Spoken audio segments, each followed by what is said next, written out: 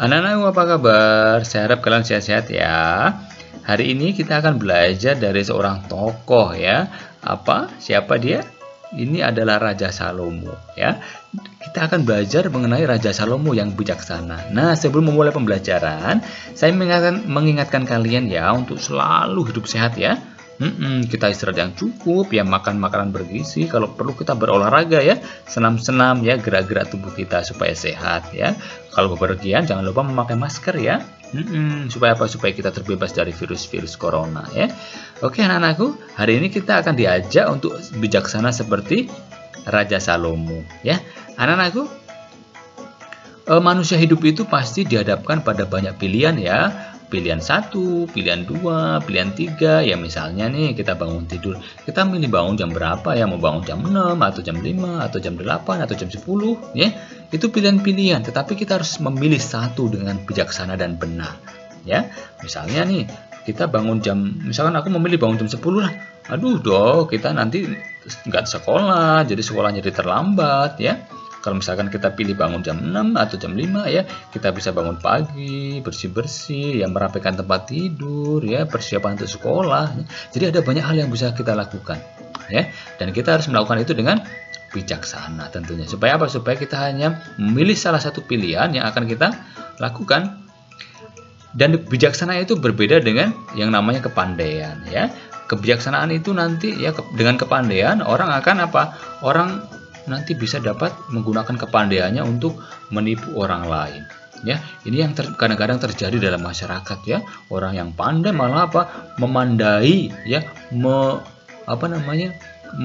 menganggap orang lain tidak pandai, kemudian ditipu ya, kemudian diarahkan ke arah yang tidak benar ya. Itu yang terjadi kadang-kadang ya. Tetapi hikmat atau kebijaksanaan ya dapat membuat orang untuk mengambil keputusan dengan tepat dan objektif ya, dengan benar ya.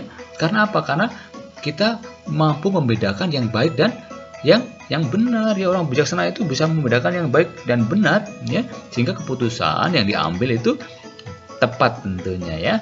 Kalau orang pandai ya bisa saja ya menggunakan kepandaiannya untuk menipu orang lain ya. Nanti kita bisa belajar dari Nabi Salomo tentang kebijaksanaan ya, supaya kita bisa bertindak dengan benar ya. Nah, Raja Salomo ketika ditanya oleh Allah ya, apa yang kamu minta? Aku meminta kebijaksanaan. Nah, kebijaksanaan ini kita peroleh juga dari Allah ya. Ya, apa yang dikatakan Raja Salomo ketika ditanya Allah? Jawab Raja Salomo kepada Allah, berilah hambamu ini hati yang tahu menimbang perkara untuk menghakimi umatmu, dengan dapat membedakan antara yang baik dan yang jahat. Sebab siapakah yang sanggup menghakimi umatmu yang besar ini? Nah, anak-anakku ya, karena apa? Karena pemimpin itu ya kalau kurang bijaksana jelas ya nanti akan mengakibatkan ketidakadilan dalam masyarakat ya. Maka walaupun kita di negara hukum ya, ternyata kita membutuhkan orang yang hikmat atau hikmat Allah itu sangat diperlukan dalam kehidupan kita ya, daripada hanya sekedar hukum-hukum tertulis itu ya. Karena dengan kebijaksanaan ya nanti kita dapat bertindak secara tepat dan benar. Anak-anakku ya, sikap bijaksana ini adalah sikap yang arif ya, yang dapat menggunakan akal budi dan hati ya untuk membedakan antara yang baik dan yang jahat. Nah, maka ini nanti akan kita lihat ya dari kisah Raja Salomo ya. Kita akan baca ya, teman-teman, anak-anakku juga bisa baca ya. Ini diambil dari kitab 1 Raja-Raja ya. Setelah Daud meninggal, anaknya Salomo yang menduduki tahta kerajaan Israel. Ia mengasihi dan setia kepada Tuhan dan menuruti nasihat-nasihat ayahnya. Pada suatu malam di Gibon, Tuhan menampakkan diri kepadanya dalam mimpi. Sabda Tuhan kepadanya, mintalah apa yang engkau kehendaki. Jawab Salomo, ya Tuhan, engkau telah menjadikan hambamu ini raja. Aku masih muda dan tidak tahu seluk-beluk perkara. Lagi pula rakyatmu banyak sekali jumlahnya. Maka karuniakanlah hambamu ini hati yang bijaksana, supaya dapat memerintah umatmu. Tuhan bersabda kepadanya, "Oleh karena engkau meminta hati yang bijaksana dan tidak menghendaki kekayaan dan umur panjang, maka aku akan kuberikan kepadamu kebijaksanaan seperti yang belum pernah ada sebelum engkau atau sesudah engkau. Tambahan pula, kuberikan kepadamu umur yang panjang." Tak lama kemudian datanglah 2 orang perempuan menghadap Raja Salomo. Yang pertama berkata kepadanya, "Ya Tuanku, aku dan perempuan ini tinggal bersama dalam satu rumah, dan aku melahirkan anak. Pada waktu ia di rumah itu, 3 hari kemudian perempuan ini pun melahirkan anak. Kami sendirian, tidak ada orang yang bersama-sama di rumah kami di dalam rumah. Pada waktu malam, anak perempuan ini mati karena tertindih waktu perempuan ini tidur. Di tengah malam ia bangun, diambilnya anakku dari sisiku, dan anakku digantinya dengan anaknya yang sudah meninggal. Tadi pagi ketika saya bangun dan memeriksa anak yang telah mati dengan teliti, ternyata bukan dia anak yang kulahirkan." Tetapi perempuan yang lain berkata, "Bukan, anakku masih hidup. Anak perempuan itu yang telah mati." Keduanya bertengkar sengit di hadapan Raja Salomo. Maka Raja Salomo berkata kepada prajurit, "Ambillah pedang dan belahlah anak yang masih hidup menjadi 2 bagian. Separuh diberikan kepada perempuan ini, sebagian lain diberikan kepada perempuan itu." Mendengar keputusan raja, perempuan yang anaknya masih hidup berkata, "Saya mohon ya Tuanku, berikanlah anak yang masih hidup kepada perempuan itu, jangan membunuhnya." Tetapi perempuan yang lain berkata, "Supaya jangan untukku ataupun untukmu, maka lebih baik belahlah anak itu."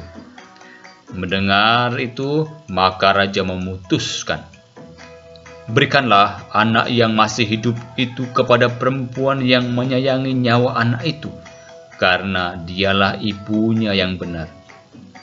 Seluruh Israel mengakui bahwa kebijaksanaan Allah pada Salomo untuk melakukan keadilan. Anak-anakku, itu kisah dari Raja Salomo ya, yang begitu bijaksana. Akhirnya apa? Akhirnya bisa memutuskan dengan tepat dan benar ya. Raja Salomo meminta kepada Tuhan ya hati yang bijaksana. Ia menyadari bahwa ia masih muda dan harus berhadapan dengan banyak perkara dari rakyat. Maka ia tidak meminta kemuliaan, tidak meminta kekayaan ya, sebab kemuliaan akan diperoleh dari kebijaksanaan hati. Raja yang bijaksana akan dicintai dan dihormati oleh seluruh rakyatnya ya. Keadilan pun akan diperoleh apabila keluhan orang didengar dengan hati ya. Raja Salomo langsung tahu siapa pemilik anak yang masih hidup itu ya, karena ibu yang sesungguhnya tidak akan sampai hati ya membiarkan anaknya dibunuh. Maka keputusan raja dinilai adil ya. Hukum tertulis di negara ini ya masih sering direkayasa ya. Maka seringkali ada orang yang bersalah dibenarkan dan yang benar dipersalahkan, bahkan dipenjara ya. Ini karena apa? Karena sekali lagi ya, kadang-kadang hukum itu ya tidak lagi melihat apa soal kebijaksanaan itu ya.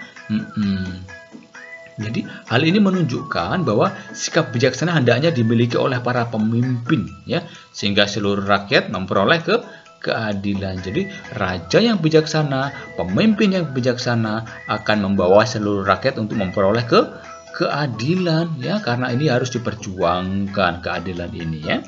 Anak-anakku, yang perlu diingat bahwa ya kalau nanti kalian menjadi pemimpin ya, kemarin kita sudah belajar dari Raja Daud ya, pemimpin yang dicintai rakyat adalah pemimpin yang bijaksana ya. Kalian adalah pemimpin masa depan ya, maka ini harus kita ingat dalam hati kita, dalam batin kita, ya, supaya kita menjadi pemimpin-pemimpin yang bijaksana, yang dicintai masyarakat, ya. Pemimpin yang bijaksana adalah pemimpin yang dekat dengan Allah. Ini juga sangat penting, ya. Kita mengandalkan Allah, ya, selalu berkomunikasi dengan Allah, ya. Mana yang baik, mana yang benar selalu dikembangkan dalam hati kita, ya. Pemimpin yang dekat dengan Allah pasti memperjuangkan keadilan dan membela kebenaran. Ini yang paling penting, ya, kedekatan kita dengan Allah, ya. Anak-anakku, untuk mendalami pembelajaran kita, ya, saya minta kalian untuk mengerjakan soal-soal ini, ya. Ini menguji, ya, apakah kalian betul-betul nanti mendengarkan ceritanya, ya, ikuti pembelajarannya, ya. Yang pertama yang harus kalian tuliskan, jelaskan pengertian sikap bijaksana. Nah, sudah saya jelaskan tadi, ya. Apa sih pengertian sikap bijaksana itu? Nah, yang kedua, apa bedanya antara kepandaian dan kebijaksanaan, ya? Tadi sudah disebutkan, ya. Orang pandai itu biasanya seperti apa, ya? Orang bijaksana itu seperti apa, ya? Itu tadi sudah dijelaskan di atas, ya.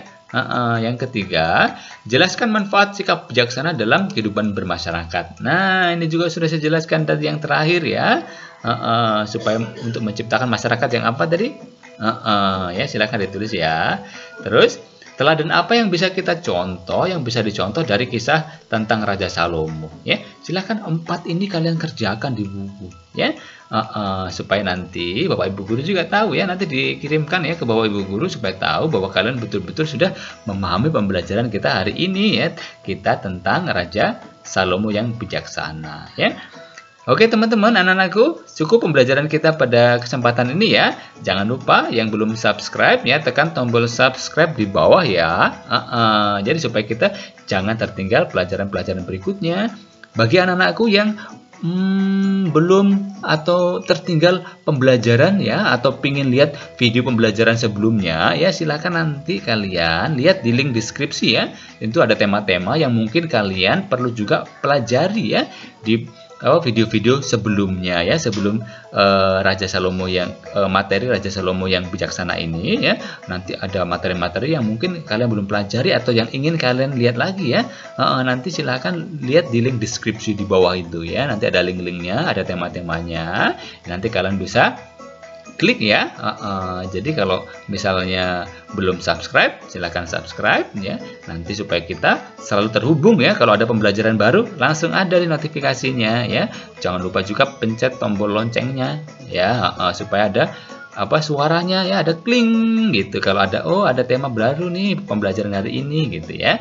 Oke, terima kasih untuk pembelajaran hari ini, ya. Tuhan memberkati kita semua. Tuhan mencintai kita. Tuhan ingin supaya kita hidup bahagia, ya. Jaga kesehatan kita, ya. Sampai berjumpa lagi di video pembelajaran berikutnya, ya. Tuhan memberkati. Bye bye. God bless you.